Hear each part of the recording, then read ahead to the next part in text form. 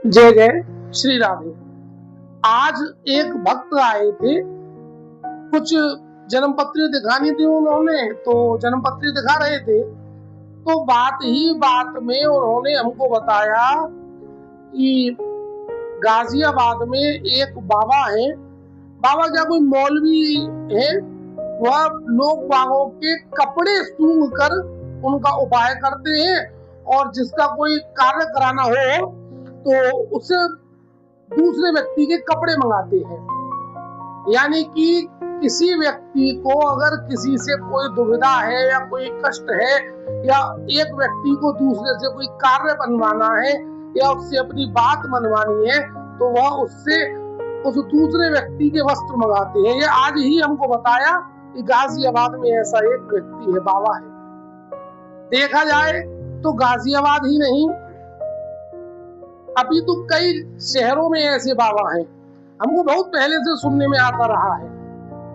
हाथरस में भी एक दो बाबा हैं, इधर अलीगढ़ के पास सिकंदरा राव है, वहां भी एक बाबा है, अलीगढ़ में भी 2-3 बाबा हैं, मेरठ में भी इस प्रकार के बाबा हैं, सहारनपुर में भी 1-2 बाबा सुनने में आए हैं, दिल्ली में भी बहुत से बाबा हैं, एक बागपत में है, और अपितु समस्त एनसीआर में लगभग 30-40 बाबा ऐसे हैं जो दूसरे के वस्त्रों को लेकर उस पर कोई तंत्र क्रिया करते हैं।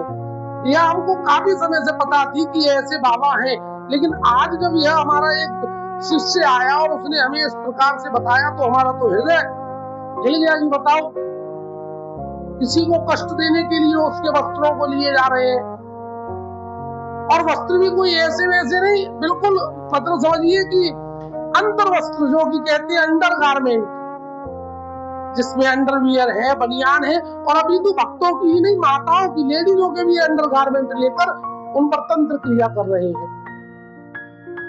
एक जगह तो हमें पता चला कि वह तंत्र क्रिया तो करते ही, उसको सूंघ कर भी बता देते हैं अंडर गारमेंट्स को।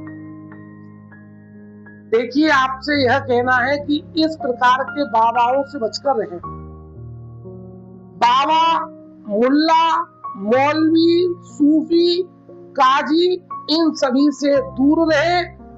जो भी भक्त इन मुल्ला, मौलवी, काजियों पर जाएगा, समझ लीजिए वह अपने लिए, वह अपने परिवार के लिए विनाश के मार्ग खुद खोल रहा है। क्यों? क्योंकि 33 कोटि देवता है हमारे यहाँ धर्म में, क्षेत्रपाल है, कुल देवता है, पितृ ईश्वर है, हनुमान जी महाराज हैं, गुरुदेव हैं। इन सभी को छोड़कर आप किनके समीप जाते हैं? एक मुल्ला के पास, एक मौलवी के पास, किसी मजार में। यानी कि आपको सनातन धर्म के किसी भी देवता, किसी भी भगवान, किसी भी संत, किसी भी महंत, किसी भी तीर्थ पर कोई विश्वास नहीं रहा, और अब आपको विश्वास केवल सूफी, तांत्रिक और मजारों पर है। तो प्यारे एक बात बताएं, आज आप यह बात लिख लीजिएगा, जो भी व्यक्ति अपने धर्म को छोड़कर इन बाबाओं के पास जाता है, वह कभी सुखी नहीं रह सकता, कभी भी, क्योंकि उसको अपने धर्म पर ही विश्वास नहीं है, अपने घर पर ही विश्वास नहीं है। और जो भी व्यक्ति किसी के वस्त्र लेकर ऐसे बाबाओं के पास जाती है कि आप उस पर क्रिया कर दीजिए किसी व्यक्ति का, देखिए कोई अपना वस्त्र आपको अपनी इच्छा से तो देगा नहीं, तो आप सीधी सीधी बातें चोरी कर कर ही वह वस्त्र लाएंगे। तो आप किसी का वस्त्र चुरा कर लाएंगे और किसी बाबा को देंगे, उससे कोई पूजा पाठ या कोई टंट घंट करवाएंगे, तो आप समझिए वह व्यक्ति तो जो परेशान होगा वो होगा, लेकिन ठाकुर जी की कृपा से वह सबरी परेशानी को पार कर कर फिर से सही मार्ग पर आ जाएगा। लेकिन जो व्यक्ति वस्त्र ले जाते हैं, जो व्यक्ति दूसरे के वस्त्रों पर ऐसी क्रिया करवाते हैं, वह कभी भी सुखी नहीं रह सकते। अंत समय तक वह व्यक्ति कष्ट भोगता ही रहेगा। क्यों? क्योंकि उसने दूसरे पर गलत क्रिया करी है। इसलिए आपसे निवेदन है कि इन सभी बाबाओं से दूर रहें।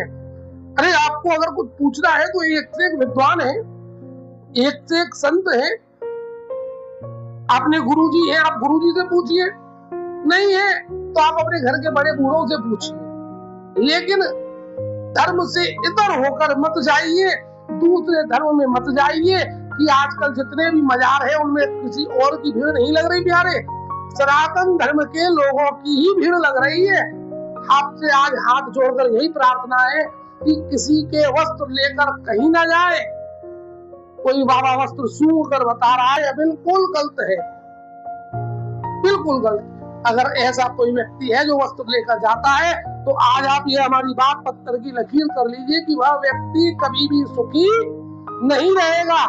वह व्यक्ति तो सुखी हो सकता है जिसके वस्त्र आप चुपचाप लेके गए हैं, लेकिन वह व्यक्ति कभी सुखी नहीं होगा जो दूसरे के वस्त्रों को देकर आया है। इसलिए अपने धर्म में 33 कोटि देवताओं में, पितृईश्वरों में, गुरुजनों में, गौ माता में, तीर्थों में, नदियों में विश्वास करें, ना कि अपितु इन मुल्ला, मौलवी, बाबा, मजारों पर विश्वास करें। जय जय श्री राधे।